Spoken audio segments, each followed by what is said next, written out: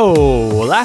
Estamos começando o programa Respondendo sobre as Escrituras, transmitido na rádio Voz de Amor, a sintonia do adorador.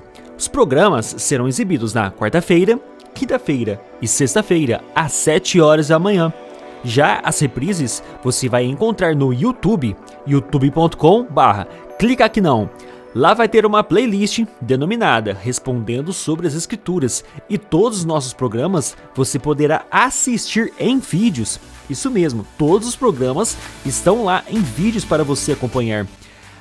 No facebook.com/Respondendo sobre as Escrituras você encontra todos os links de todos os programas e lá mesmo você poderá fazer uma pergunta para nós ou uma sugestão de programa. É mais fácil no WhatsApp? Então anote aí, o telefone é 16 99299 9452. 16 99299 9452. Meu nome é Rafael Leonissa e é uma satisfação poder esclarecer suas dúvidas. É claro que eu não estou sozinho, estou com ele. Quem é você? José Odair, com muita alegria vamos meditar na palavra de Deus. José Odair, dessa vez não vai ser uma pergunta. É uma sugestão que eu mesmo fiz para o programa. Eu pensei em nós tratarmos aqui todo o Sermão do Monte. O Sermão do Monte ele é muito importante para nós cristãos, né? É muito importante para a igreja. E ali nós temos muitos ensinos de uma vida prática cristã. Por isso, então, eu pensei em nós tratarmos aqui sobre o Sermão do Monte, os mandamentos, as ordenanças de Cristo para a igreja. Sim, é um assunto realmente muito importante, pois aqui nós encontramos orientações que o Senhor Jesus passou no seu primeiro grande sermão aos seus discípulos. Antes de nós lermos o texto, vamos fazer uma oração.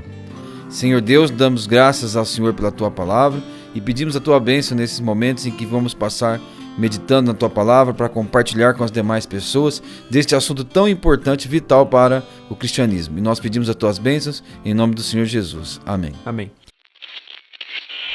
Você está acompanhando agora o programa Respondendo sobre as Escrituras. Dúvidas não são mais desculpas para conhecer a palavra de Deus. Então, José Odair, muitas vezes os grupos legalistas, eles colocam um monte de leis, um monte de regra para os cristãos, né? Agora no período da igreja, para poder ter aquela vida prática. Então eles usam o Antigo Testamento, as leis ali para Israel, tópicos ali, itens dos 613 mandamentos para Israel. Mas nós vemos aqui no Sermão do Monte aqueles mandamentos em que Cristo dá uma nova roupagem, né? Uma nova visão, uma nova pedagogia para a igreja. Então eu vejo que é muito importante que os cristãos de todas as denominações, de todos os grupos, eles deveriam estudar bem aqui o Sermão do Monte e aprender e extrair, é claro, as lições que Jesus Cristo dá nesse sermão ali aos seus discípulos. Eu particularmente tenho algo muito especial com esse texto, pois é o primeiro texto da Bíblia que eu li em minha vida. Eu encontrei um livro, um separado Sermão da Montanha em um livreto e li esse livreto e no final vi a referência Mateus capítulo 5, capítulo 5 até o capítulo 7 e então nem conhecendo a Bíblia eu cheguei, olha, isso está na Bíblia e procurei uma Bíblia em casa, foi difícil de encontrar, achei apenas o Novo Testamento, mas ali tinha o Sermão da Montanha. E eu não sabia nem procurar capítulos e versículos, eu tive que ler o Evangelho de Mateus para encontrei ali no capítulo 5, mas não parei, li todo o Evangelho de Mateus. Mas a minha busca era saber onde estava na Bíblia o Sermão da Montanha. E realmente fui muito abençoado, assim como são muito abençoados todos aqueles que aprendem do Sermão da Montanha. Eu gostaria de fazer a leitura até o versículo 12, primeiramente. Creio que nós não vamos chegar até lá nesse primeiro estudo. Aqui em Mateus capítulo 5, versículo 1 ao 12, nós vamos encontrar as bem-aventuranças, né? Deixa eu fazer a leitura agora. E diz assim: E Jesus, vendo a multidão, subiu ao monte e, assentando-se e aproximando-se dele seus discípulos, e abrindo a sua boca, os ensinava dizendo: Bem-aventurados pobres de espírito, porque deles é o reino dos céus. Bem-aventurados que choram, porque serão consolados. Bem-aventurados os mansos, porque eles herdarão a terra. Bem-aventurados que têm fome e sede de justiça, porque eles serão fartos. Bem-aventurados os misericordiosos, porque alcançarão misericórdia. Bem-aventurados os limpos de coração, porque eles verão a Deus. Bem-aventurados os pacificadores, porque eles serão chamados filhos de Deus. Bem-aventurados que sofrem perseguição por causa da justiça, porque deles é o reino dos céus. Bem-aventurados sois vós quando vos injuriarem e perseguirem, e mentindo disserem todo mal contra vós por minha causa. Exultai e alegrai-vos, porque grande é o vosso galardão nos céus, porque assim perseguidos os profetas que foram antes de vós. É isso aí. E interessante, José Odair, você estava dizendo que este foi o primeiro texto, né, que você leu ali do Novo Testamento. Aliás, este é se a gente for falar de doutrinas para os apóstolos, esse aqui foi as primeiras doutrinas, né, passadas de Cristo para os apóstolos. Exatamente. Agora, o texto ele é construído de uma forma a mostrar a importância desse sermão que o Senhor Jesus proferiu no início do seu ministério. Ele começou a juntar os seus discípulos, e agora a Bíblia diz que, vendo a multidão, assentou-se ao monte e, aproximando os seus discípulos, ele começou a ensiná-los, dizendo. Então, embora nós temos aqui uma multidão de pessoas, o foco do ensinamento do Senhor Jesus é a seus discípulos. Diz que ele subiu ao monte e, aproximando dele seus discípulos, versículo 2, e abrindo a sua boca, os ensinava, ou seja, os seus discípulos, dizendo, mostrando que esse ensinamento é primeiramente aos seus discípulos, aqueles que ele escolheu para que pudessem espalhar a sua mensagem. Eles agora começavam a ouvir da parte do Senhor Jesus aquilo que havia de mais importante dos seus ensinamentos. Então, o que nós vemos aqui é que ele usa algumas expressões como assentando-se. E não é à toa que essa expressão está aqui. Por quê? Os rabinos, eles tinham o costume de se assentar para, de uma forma oficial, transmitir os seus ensinamentos. Inclusive, lá em Mateus capítulo 23, no versículo 2, o Senhor Jesus, falando a respeito dos fariseus, ele diz assim: os fariseus se assentaram na cadeira de Moisés, né? Fazei tudo quanto eles vos disserem, não imiteis, porém, a sua hipocrisia. Então, o que o Senhor Jesus estava querendo dizer quando disse que os fariseus se assentaram na cadeira de Moisés? Não é que existia em uma sinagoga uma cadeira que pertencia a Moisés, mas era que Moisés ele se assentava da sua cadeira, ensinava a nação de Israel. E quando os fariseus eles se colocaram na posição de mestres, ou seja, eles se assentaram na cadeira de Moisés, porque é da cadeira que os rabinos judeus transmitiam os seus ensinamentos de uma maneira oficial.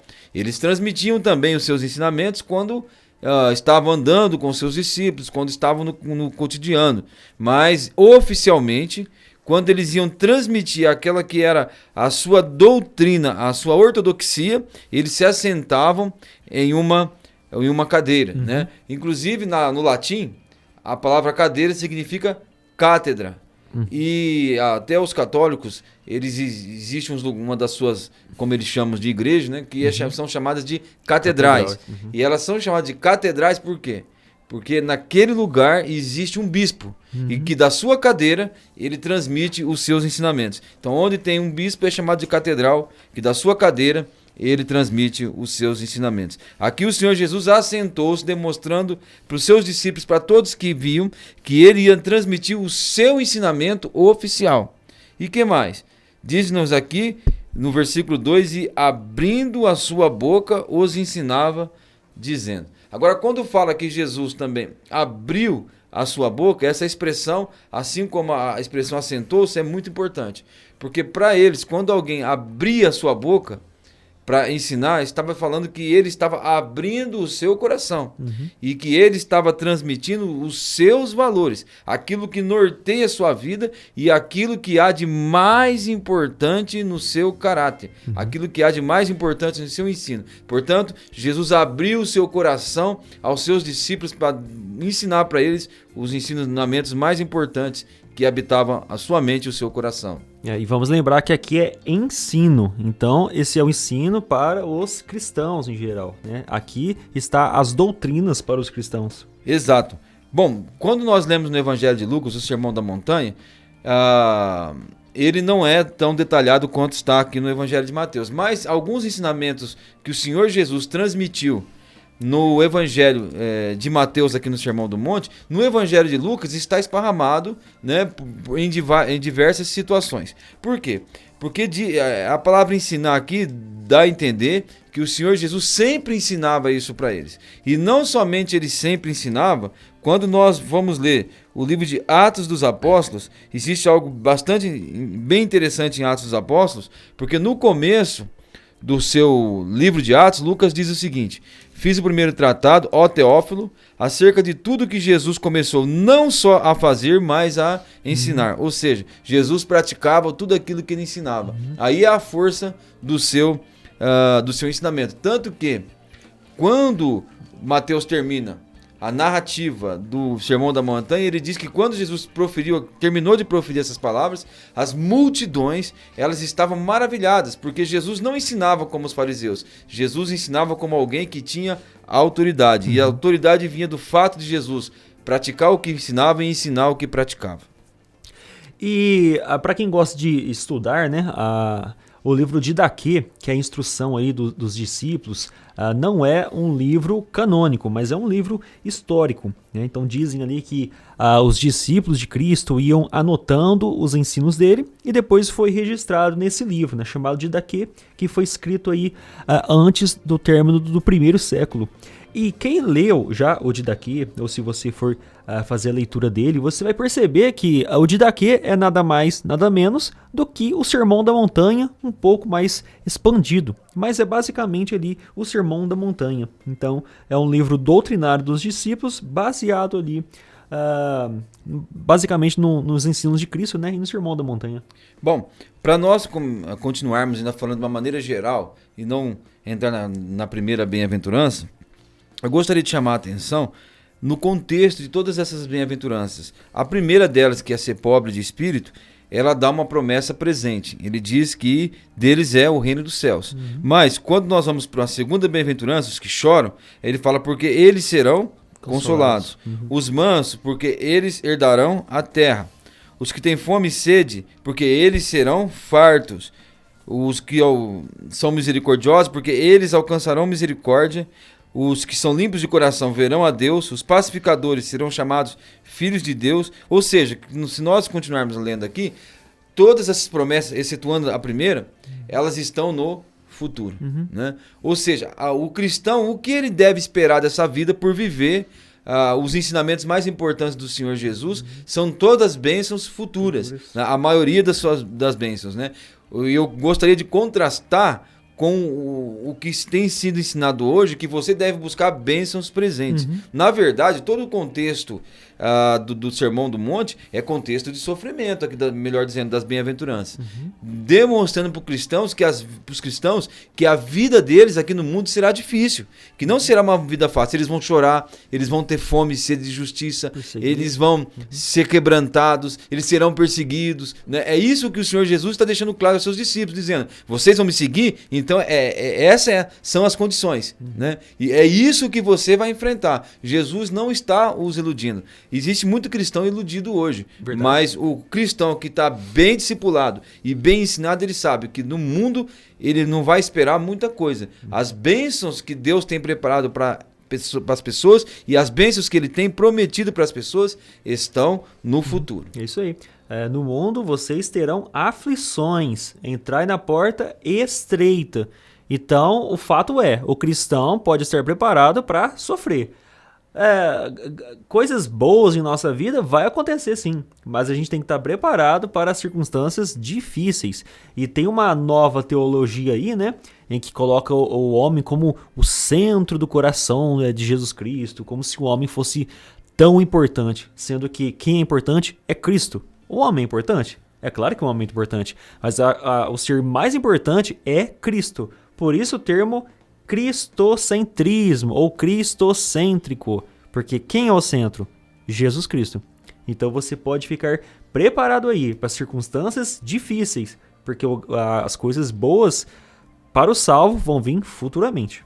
Embora o ambiente é de sofrimento, embora o ambiente é de tristeza, de choro, né? Cada versículo começa bem-aventurado, ou seja, quão feliz é o homem que assim age.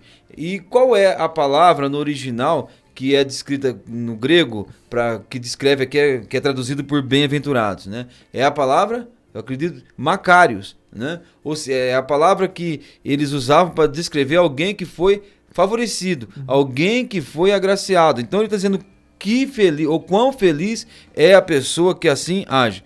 Para entender melhor o que o Senhor Jesus queria dizer, esta palavra Macários, elas eram usadas no passado a respeito da ilha de Chipre, né? E eles falavam que a ilha de Chipre era a ilha feliz, ou a G Macários, a ilha feliz. E eles diziam que a ilha era muito bonita, que ali o clima era bom, a vegetação era bela e que tudo que a pessoa precisava para ser feliz, ele encontrava ali na ilha. E por este fato, a pessoa não precisava cruzar os limites da ilha para ser feliz, porque tudo que ele precisava estava ali na ilha Macários, na ilha feliz. Então, esta bem-aventurança, esse favor, esta felicidade que vai habitar o coração da pessoa que segue esses ensinamentos, é tudo o que a pessoa precisa para ser feliz. E agora é evidente que a alegria que a prática desses ensinamentos vai trazer à pessoa, ela não é circunstancial, né? É uma alegria que vem de Deus para a pessoa como recompensa dela estar seguindo esses ensinamentos. E a pessoa não precisa de mais nada para ser feliz do que obedecer à palavra do Senhor Jesus Cristo. E ela é diferente da alegria do mundo, porque a alegria do mundo, ela é circunstancial. No final de semana eu estava preparando uma viagem e a gente fica feliz, né? Mas veio a frente fria que trouxe geadas, enfim, aquilo, poxa, né? Esse frio veio para estragar o nosso final de semana. Mesmo assim sofremos muito frio. Então eu quero só dizer que a alegria e as expectativas das coisas terrenas são circunstanciais. Agora esta aqui não. A pessoa mesmo pobre, a pessoa mesmo quebrantada, a pessoa mesmo sofrendo fome e sede de justiça, a pessoa mesmo perseguida, ela pode dizer que é feliz e aliás, quão feliz é a pessoa, né? Então vamos para a primeira bem-aventurança que nós encontramos aqui no versículo 3. Bem-aventurados os pobres de espírito, porque deles é o reino dos céus. Então, essa bem-aventurança, ela não está querendo dizer que Jesus ensinava que uma pessoa que é pobre, materialmente pobre, ela é feliz, ou ele não está exaltando a pobreza. Então, para que nós possamos interpretar, é necessário entender o sentido que o Senhor Jesus está usando a palavra pobre. Bom, lá no livro do profeta Isaías, o capítulo 61, livro do profeta Isaías, o capítulo 61, e inclusive ele está em Lucas também, nós podemos ler em Lucas. Lá no Evangelho de Lucas, no capítulo 4, a partir do versículo 16, Jesus então volta, ou ele usa o texto de Isaías 61, dizendo o seguinte: E chegando a Nazaré, onde fora criado, entrou num dia de sábado, segundo o seu costume na sinagoga, e levantou-se para ler. E foi-lhe dado o livro do profeta Isaías. E quando abriu o livro, achou o lugar em que estava escrito: O Espírito do Senhor está sobre mim, pois que me ungiu para evangelizar os pobres, e enviou-me para curar os contritos de coração. Então ele diz que Deus o enviou, o Deus ungiu para evangelizar os pobres. Então, na língua original, a palavra usada para pobreza está descrevendo a pobreza absoluta. A pessoa num estado de miséria em que realmente ele depende única e exclusivamente de outras para fazer por ele, porque ele não tem capacidade nenhuma. Ele está na mais absoluta miséria, na mais absoluta pobreza. É a palavra, então, mais forte para descrever a pobreza. Agora, naquela época, as pessoas eram pobres ficavam pobres por vários motivos. Ficavam pobres por causa de guerras ou doenças, né? Existiam os leprosos que eram expulsos do arraial e viviam longe. Existiam as viúvas, né, que não tinham seguridade social, não tinham aquelas que não tinham ninguém que amparasse, então elas ficavam absolutamente dependente de outra pessoa. Então, esse sentido de ser absolutamente dependente é que Jesus está explorando aqui. Porque a pessoa que não tinha nada e não tinha nenhum recurso, ela aprendia a viver confiando única e exclusivamente em Deus. Então é isso que o Senhor Jesus está querendo dizer aqui. O sentido da palavra pobre é aquele que aprendeu a depender única e exclusivamente de Deus. Ele olhou para ele mesmo e viu, olha, eu não tenho nada, eu não posso fazer nada, eu só posso esperar e eu só posso depender de Deus. Então é esse sentido da pobreza que a pessoa, que o Jesus está usando aqui. Não está falando que a pobreza é algo legal, mas a pessoa que aprende a depender única e exclusivamente de Deus, ela está na posição em que ela pode ser, ajudada. Talvez um contraste aí com os fariseus, que muitas vezes eles eram pessoas de posses, e essas mesmas pessoas, eles repudiavam as pessoas pobres mesmo, porque havia muitas pessoas pobres nesse momento difícil em que Roma dominava ali todo Israel, toda Jerusalém. Quantas pessoas pobres, devendo impostos, entregaram-se como escravos para pessoas ricas, e agora Jesus Cristo diz que ela deve ser dependente totalmente de Deus, essas pessoas. E depois nós vamos ver que ele ensina que nós devemos também ajudar, auxiliar também os mais necessitados. E aqui o Jesus diz, bem-aventurados pobres de espírito. Então, eu acredito que todos nós já ouvimos a expressão. Aquela pessoa, ela é pobre, mas ela tem um espírito de rica, né? Aquela pessoa que não tem nada, mas é arrogante, ou aquela pessoa que não tem nada, mas ela busca a todo custo e a toda a sua força e a toda a sua energia adquirir bens, porque ela confia nas riquezas, né? Então, existe o pobre com o espírito de rico. Agora, Jesus está dizendo que pode existir pessoas que são ricas também, mas elas espiritualmente se sentem pobres, se sentem absolutamente necessitadas de Deus, e dependendo totalmente e única e exclusivamente de Deus, não confia nas suas riquezas, não confia nas incertezas dos bens materiais, mas são totalmente dependentes de Deus. Nós podemos lembrar de casos de pessoas que tinham posses, mas não confiavam nas suas posses e confiavam totalmente em Deus. Então é nesse sentido que Jesus está dizendo, bem-aventurados pobres de espírito. Então, para nós sermos salvos, é necessário que nós nos sintamos desta forma. Jesus, usando o texto de Isaías 61, lá em Lucas 4, ele diz que o Espírito do Senhor está sobre mim, pelo que ele me enviou para evangelizar os pobres. Então, o evangelho não é somente para pessoas que não têm posse.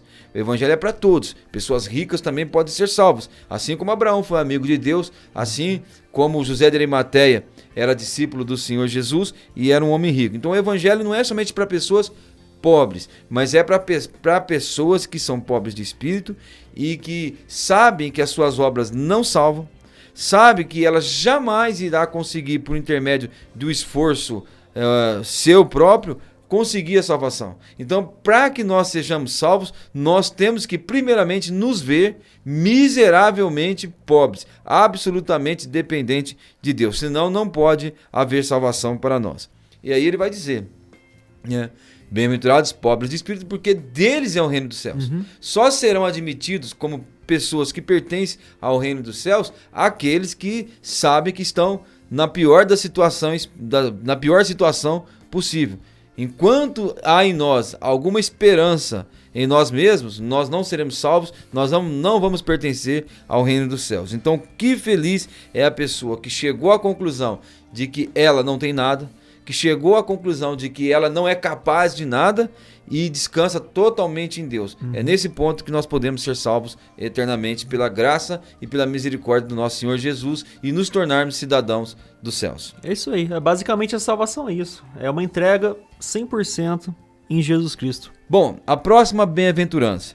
Nós vamos ver aqui no versículo 4, quando Jesus diz, bem-aventurados que choram, porque serão consolados, né? Então nós estamos vendo aqui que o ensinamento do Senhor Jesus vai na contramão do mundo.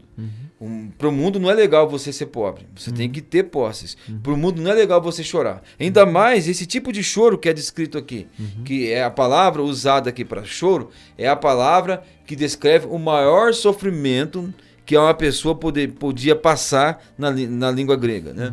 Uma dor intensa, um sofrimento terrível que ninguém pode imaginar algo pior.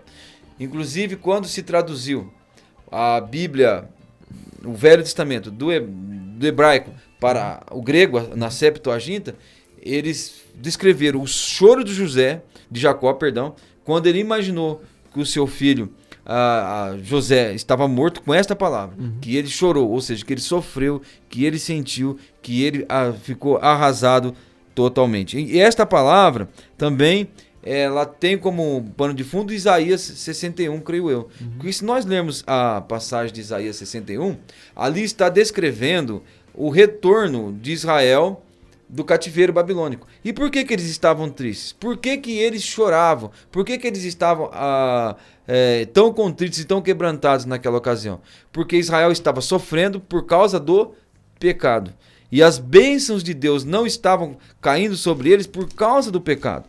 Então, quando Jesus diz, bem-aventurados que choram, porque serão consolados, está descrevendo a pessoa que olha para o mundo, que olha para o seu redor e sabe que nós não estamos recebendo as bênçãos de Deus justamente por causa do pecado. E sabe que Deus não está derramando as suas bênçãos aqui e que o mundo está nessa situação por causa da presença do pecado. É o caso que aconteceu com Ló. Quando Pedro descreve a vida de Ló ali em Sodoma, no capítulo 2 da sua segunda carta, e o versículo 7 fala assim, 2 Pedro 2:7. E livrou o justo Ló, enfadado da vida dissoluta dos homens abomináveis.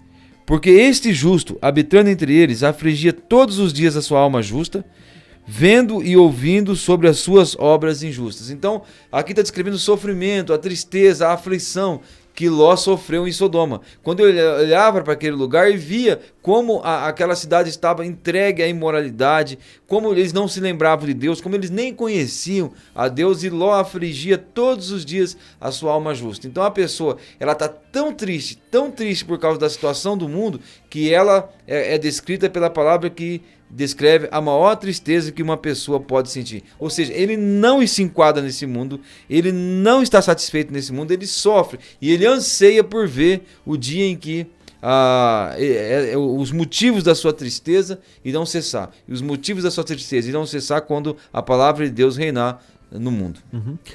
O interessante, José Aldair, depois ele vai falar até sobre a perseguição, que talvez nós vamos tratar ainda no programa que vem. Mas será que Jesus Cristo aqui, ele não usa essa expressão, esse tipo de tristeza, talvez para preparar os discípulos e essa multidão para uma possível eventual, né? Jesus Cristo ele é onisciente também, mas nós sabemos que logo aqui os cristãos vão ser perseguidos. Os romanos vão perseguir eles. E será que ele também não está preparando, usando essas palavras, dessa forma, esses termos, porque logo eles vão ser perseguidos? Será que não tem uma coisa aqui ligada à outra? Sim, e Jesus está dizendo, as pessoas não amam a Deus, as pessoas não servem a Deus, e por causa disso, neste mundo, vocês vão sentir tristeza, porque a palavra de Deus não está reinando no coração dessas pessoas, e vocês aqui nesse mundo, então, vão sofrer as consequências por serem completamente diferentes deste mundo aqui, assim como esta palavra vale para nós, né? Nós seremos afligidos pelas obras das pessoas. Nós não vamos nos conformar com a situação que o mundo se encontra. Aqui nós vamos nos entristecer. E eu fico muito incomodado, Rafael, quando eu vejo crente feliz demais com o mundo. Crente satisfeito demais com o mundo. E aqueles que querem ser felizes no mundo. Aqueles que querem ser bem-sucedidos aqui neste mundo. Ou seja, nós não pertencemos a este mundo. Aqui é o campo... aqui é a casa do inimigo.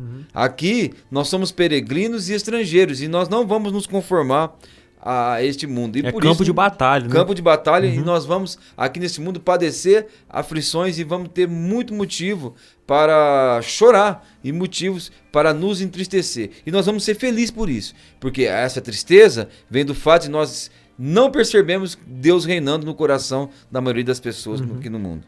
Verdade mesmo. Agora ele diz, bem-aventurados que choram porque serão consolados. Mas no futuro haverá um consolo. E o consolo virá quando o reino de Deus estiver plenamente estabelecido neste mundo e a justiça de Deus, os conceitos de Deus, e nós estiverem ativos aqui neste mundo, e aí nesse momento nós seremos consolados. Nós vamos passar por aflições aqui, mas a nossa alegria está no futuro. A gente sabe, nós temos a convicção de que nós estamos caminhando para a nossa pátria e lá nós seremos felizes. Aqui não. Ele envolve até o galardão aí, né? No versículo 12. Exatamente. Então no futuro um dia nós vamos ser consolados na glória ao lado de Deus e vamos ter o nosso galardão. Mas não espere nada melhor do mundo do que o que nós temos visto aqui. Mas vamos ser felizes se nós demonstrarmos que nós somos cidadãos dos céus, sermos pobres de espírito, livres de arrogância, sejamos pessoas humildes que dependem única e exclusivamente de Deus e que nós não nos conformemos com este mundo. Muito pelo contrário, nós vamos sentir tristeza pela situação deste mundo. Bom, próxima bem-aventurança. Nós vamos ver bem-aventurados os mansos, porque eles herdarão a terra. Agora, eu achei muito interessante o uso desta palavra quando ele fala a respeito de um animal. Quando está falando de um animal manso, no original está falando de um animal que ele foi domesticado e que ele aprendeu a obedecer todos os comandos do seu dono. Este era descrito um animal como manso. Então o cristão que aprendeu a ser humilde e obedecer todos os comandos daquele a quem nós pertencemos é o cristão que realmente é manso. E essa palavra também ela é usada como o contrário do orgulho, como o contrário da arrogância. E nós como cristãos, além de termos de ser educados a ouvir a voz do nosso dono, nós também temos que ser livres de toda a arrogância, temos que ser livres de todo orgulho e de toda a altivez. Bom, agora a pessoa que está livre da arrogância, a pessoa que é humilde, esta é a pessoa que verdadeiramente está preparada para ser um líder. Tanto é que um dos maiores líderes da história de Israel era Moisés. E Moisés foi descrito como o homem mais manso da terra. E ele foi o grande líder de Israel. E a mansidão está falando, não é a pessoa que aceita tudo, exatamente tudo, e não toma atitude nenhuma. Ela vê as coisas erradas acontecendo e não faz nada. Não é isso que está descrevendo a palavra mansidão. É a pessoa que ela não vai se indignar de uma forma fácil com qualquer coisa, mas ela vai se indignar sim com aquilo que é errado, né? Porque Moisés, quando ele embora ele era o homem mais manso da terra, quando ele desce do Monte Sinai e ele vê que o povo fez um bezerro de ouro, né? E estão ali dizendo adorando e louvando aquele bezerro de ouro, ele fica muito indignado, ele fica muito bravo, ele quebra as tábuas da lei, ele destrói aquele bezerro de ouro e naquela ocasião ele conclama o seu irmão matar o seu irmão, né? E havia uma indignação muito grande ali por parte de Moisés, e os filhos de Levi então tomaram a espada e mataram os que lideraram aquela idolatria. E Moisés, então, é esse líder que era manso e humilde, mas ele se indignava com as coisas que realmente não estão em acordo com a palavra de Deus. Então, tem maior exemplo do que o próprio Senhor Jesus Cristo? Que chamava os fariseus de raça de víbora. Ele era manso, ele era o cordeiro, né? Manso. Aprendei de mim porque eu sou manso e humilde. E ele entrou lá no templo, né? Destruiu ali aqueles vendedores ali, os camelôs. Então, e ele não pecou, ele se irou, mas foi uma ira santa. Isso, então a palavra de Deus ela nos exorta a sermos mansos, mas nós não vamos ser condizentes com as coisas erradas.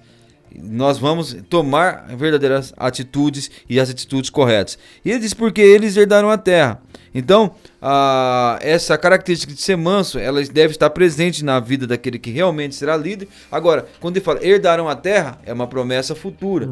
Então, são essas pessoas que reinarão com o Senhor Jesus, são essas pessoas que, como diz a palavra de Deus, se com ele sofremos, com ele também nós reinaremos. Há uma promessa futura de nós também participarmos de uma forma especial no reino do nosso Senhor e Salvador Jesus Cristo. Então é mais uma das alegrias vindouras do cristão. Exato, mas lembre-se que não é a recompensa é vindoura, mas a alegria é presente, né? É isso. A pessoa ainda está, apesar de tudo, ela é feliz. Isso é o fruto do Espírito Isso. também, né? Até tem aquele versículo que diz: a paz de Deus ela excede todo entendimento, né? Agora, a alegria que habita o coração do cristão, ela excede o entendimento também, porque a gente é capaz de ver razão numa pessoa que foi materialmente abençoada, ela está se sentindo feliz. Agora, nós não conseguimos ver razão numa pessoa que está passando por tristeza, passando por pobreza, passando por choro, por quebrantamento, e ela ainda está feliz. É por isso que essa alegria, ela é diferente. É uma alegria muito diferente da alegria que nós encontramos no mundo. Então, bem-aventurados os mansos, porque eles herdarão a terra. Eu acredito que nós podemos parar por aqui para não estender muito o nosso programa, os vídeos também, né? O intuito desse nosso estudo é mostrar o que é o verdadeiro cristianismo. As pessoas têm se afastado daquele que é o verdadeiro cristianismo. O Senhor Jesus, ele não somente ensinava, mas como ele praticava tudo que nós vamos ver aqui. E o que a palavra de Deus espera de nós é que nós voltemos a praticar o cristianismo puro. Voltemos a praticar o cristianismo verdadeiro. Porque o cristianismo está tão deturpado atualmente que está totalmente desfigurado. É necessário que nós possamos tocar nesses assuntos para que as pessoas comecem a absorver esses conceitos que são os verdadeiros conceitos que o Senhor Jesus passou e espera dos seus discípulos. Veja que ele estava com eles e o foco do ensinamento do Senhor Jesus era eles, porque eles iam ensinar isso para as demais pessoas, mas também teriam que praticar aquilo que eles iriam ensinar. Então terminamos aqui mais um programa respondendo sobre as Escrituras. Ficou alguma dúvida? Você tem alguma sugestão de programa? Pode enviar a sua mensagem lá no Facebook, facebook.com/respondendo sobre as Escrituras. É mais fácil no WhatsApp, então o telefone é 16 99299 9452. 16 99299 9452. Nos vemos então nos próximos programas. Até mais!